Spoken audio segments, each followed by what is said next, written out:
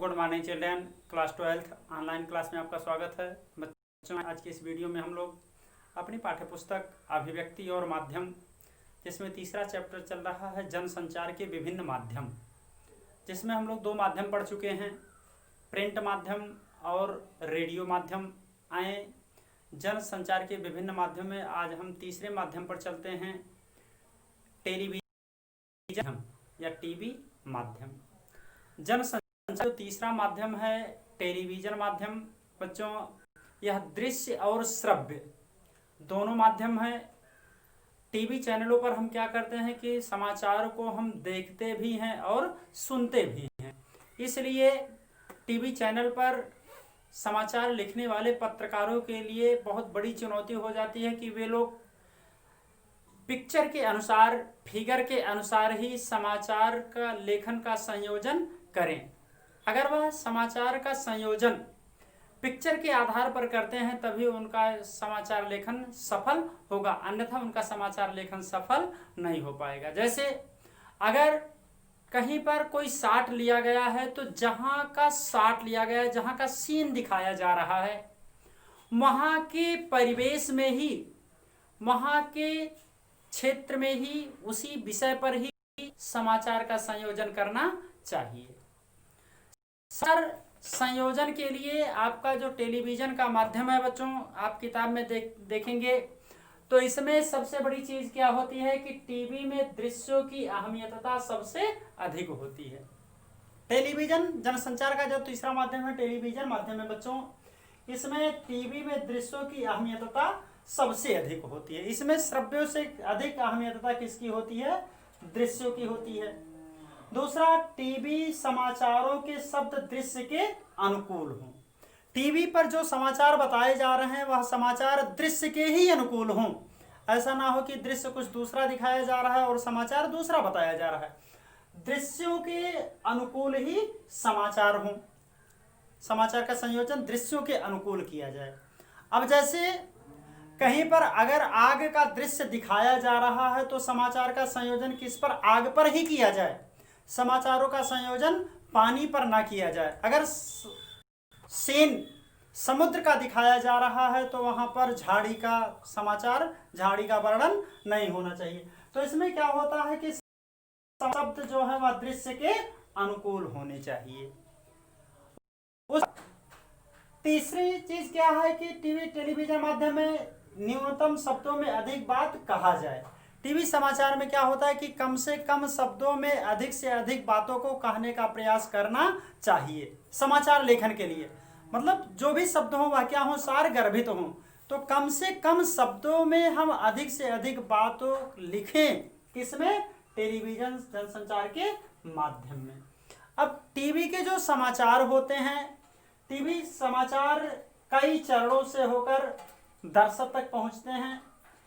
पहला है फ्लैश या ब्रेकिंग न्यूज, दूसरा है ड्राई एंकर, तीसरा है फोन इन, चौथा है एंकर विजुअल, पांचवा है एंकर बाइट, छठवां है लाइव और सातवां है एंकर पैकेज। अब में क्या होता है? सातों चरण में जो टीवी के खबरों के 7 चरण है, सातों चरणों में फ्लैश या ब्रेकिंग न्यूज में क्या होता है, इस चीज को किताब देखेंगे तो किताब में आपको मिलेगा। फ्लैश या ब्रेकिंग न्यूज में क्या होता है कि सबसे पहले बड़ी खबर कम से कम शब्दों में कही जाती है। मतलब जो सबसे न्यूज की जो सबसे बड़ी खबर होती है वह कम से कम शब्दों में कही जाती है, उसे फ्लैश या ब्रेकिंग न्यूज कहते हैं। जो समाचार बुलेटिन में जो सबसे प्रमुख खबर होती है उस खबर को सबसे कम शब्दों में कहा जाता है, उसे हम क्या कहते हैं? फ्लैश या ब्रेकिंग न्यूज। आप किताब में देखेंगे उसमें भी मिलेगा। उसके बाद ड्राई एंकर। ड्राई एंकर ये चीज है। ड्राई एंकर क्या है? दृश्य आने से पूर्व एंकर खबर के बारे में सीधे सीधे बताता है।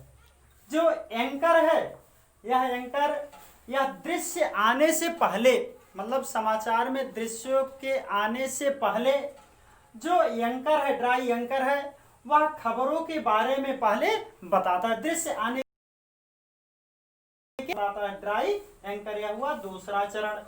तीसरा है फोन इन। फोन इन में क्या होता है बच्चों कि घटना स्थल से रिपोर्टर द्वारा फोन पर विस्तृत खबर दी जाती है। ये जो एंकर विजुअल है, फोन इन है, या घटना स्थल पर जो रिपोर्टर होता है वह फोन के माध्यम से रिपोर्ट को प्रस्तुत करता है। किसमें? फोन इन में। अगला है एंकर विजुअल। एंकर विजुअल में क्या होता है बच्चों?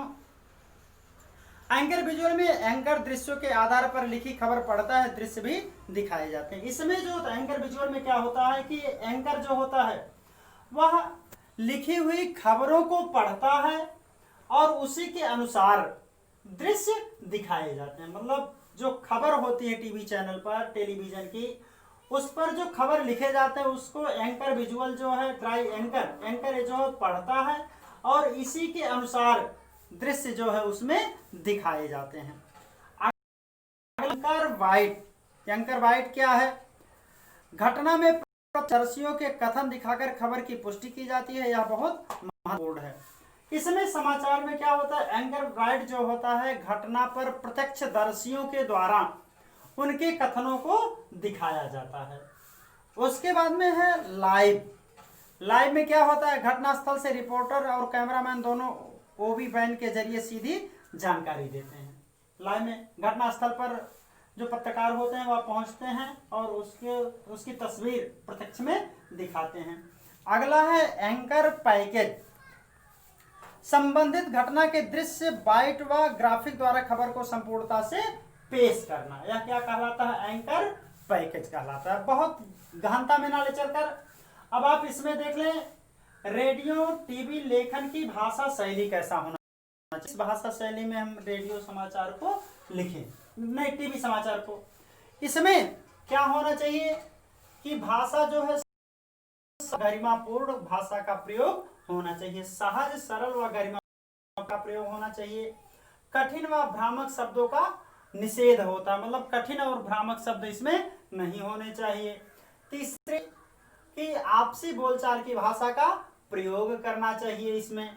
चौथा, अनावश्यक विशेषणों अतिरंजित उपमाओं का प्रयोग निषेध होता है इसमें। अनावश्यक विशेषणों और अतिरंजित उपमाओं का प्रयोग नहीं करना चाहिए। उसके बाद मुहावरों और लोकोक्तियों का सहज प्रयोग करना चाहिए। मुहावरा और लोकोक्ति का सहज प्रयोग करना चाहिए। प्रचलित शब्दों का सहज उच्चारण होना चाहिए। तो भाषा शैली में इतना है। अब सारांश में इसके विषय में आप जान लें निचोड़ में कि टेलीविजन जो माध्यम होता है वह दृश्य, श्रव्य और दृश्य माध्यम होता है। इसमें दृश्यों की अहमियतता होती है, इसमें दृश्य अहम होते हैं और समाचार जो होते हैं वह दृश्यों के अनुकूल, कम से कम शब्दों में अधिक से अधिक बातों को कहा जाता है। टीवी के जो खबर हैं वह 7 चरणों में होते हैं। Anchor, phone in, anchor visual, anchor bite, live, anchor. उसके बाद में तीसरा चीज है भाषा शैली। रेडियो टीवी की भाषा शैली सहज सरल व गरिमापूर्ण भाषा का प्रयोग होना चाहिए। कठिन शब्द व भ्रामक शब्दों का प्रयोग नहीं होना चाहिए, निषेध होता है। आपसी बोलचाल की भाषा का प्रयोग करना चाहिए। अनावश्यक विशेषणों अतिरंजित उपमाओं का प्रयोग निषेध होता है। मुहावरों व लोकोक्तियों का सहज प्रयोग होना चाहिए। प्रचलित शब्दों का सहज उच्चारण होना चाहिए। इतना चीज है।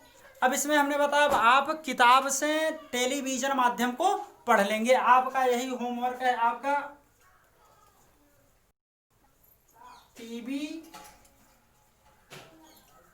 माध्यम पढ़ो व बच्चों टीवी का जो माध्यम है, जनसंचार का जो माध्यम तीसरा टीवी है, इसको आप लोग पढ़ लेंगे और पढ़ेंगे तो उससे आपको अधिकांशतः समझ में आ जाएगा। मुख्य बिंदु पर हमने चर्चा कर दिया है। आपको कोई भी समस्या होगी तो आप उसको पूछ लीजिएगा। एक चीज़ और हमारा बचा हुआ इसमें इंटरनेट पत्रकारिता, इंटर माध्यम, वो अगले वीडियो में आप लोग देखेंगे। तब तक के लिए आपका दिन शुभ हो। नमस्कार, धन्यवाद।